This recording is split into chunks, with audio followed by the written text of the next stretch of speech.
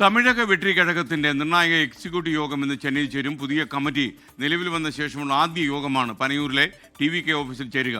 വിജയുടെ സംസ്ഥാന പര്യടനം പുനരാരംഭിക്കുന്ന ഉൾപ്പെടെയുള്ള കാര്യങ്ങൾ ഇതിൽ ചർച്ചയാകും. മുഹമ്മദ് റഹീസ് അപ്ഡേറ്റ് ചെയ്യുന്നു ചെന്നൈയിൽ നിന്ന്. പറയൂ റഹീസ്.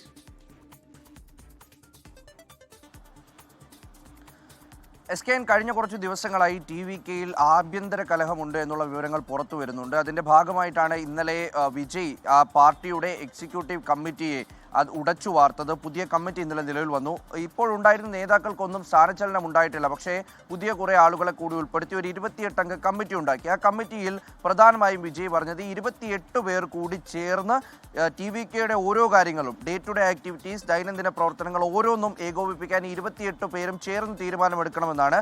അതിന് പിന്നിൽ ആനന്ദ് പോലെയുള്ള ചില നേതാക്കൾക്കെതിരെ പാർട്ടിയിലെ മറ്റു നേതാക്കൾ പരാതി പറഞ്ഞത് മൂലമാണ് അതൊരു പ്രധാന വസ്തുതയായി നിലനിൽക്കുന്നുണ്ട്. അപ്പോൾ അതിനിടയിലാണ് നിർണായകമായിട്ടുള്ള എക്സിക്യൂട്ടീവ് കമ്മിറ്റി യോഗം ഇന്ന് ചേരുന്നത്.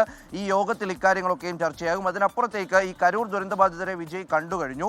അപ്പോൾ ഇനി എന്താണ് പാർട്ടിയുടെ നയം, നിലപാട്, അടുത്ത പരിപാടികൾ എന്ന് തുടങ്ങും. കഴിഞ്ഞ ഒരു മാസത്തിലധികമായി ഇപ്പോൾ പാർട്ടിയുടെ പ്രവർത്തനങ്ങൾ നിലച്ചിരിക്കുകയാണ്. എപ്പോഴാണ് ഇത് പുനരാരംഭിക്കുക? വിജയുടെ സംസ്ഥാന പര്യടനം എവിടെ നിന്ന് തുടങ്ങും, എവിടെ അവസാനിപ്പിക്കും, ഏത് തരത്തിലാകും ഇനി അത് ചാർട്ട് ചെയ്യുക? മാത്രമല്ല സഖ്യസാധ്യതകൾ തുറന്നിട്ടുകൊണ്ട് NDA ഒരു വശത്ത് നിൽപ്പുണ്ട്, അപ്പോൾ AIADMK ഉണ്ട്. അപ്പോൾ ഏത് തരത്തിലാകണം പാർട്ടി ഇനി മുന്നോട്ട് പോകേണ്ടതെന്ന് അടക്കമുള്ള തീരുമാനങ്ങൾ എടുക്കും. എന്തായാലും പ്രധാനമായും ഈ തീരുമാനങ്ങൾക്കൊക്കെ അപ്പുറം TVKയിലെ ആഭ്യന്തര കലഹം ഏത് തരത്തിൽ ഇന്ന് യോഗത്തിൽ ചർച്ചയാകുമെന്നതുകൂടി ശ്രദ്ധേയമാണ്. SKN. റഹീസാണ് വിവരങ്ങൾ നൽകിയത്.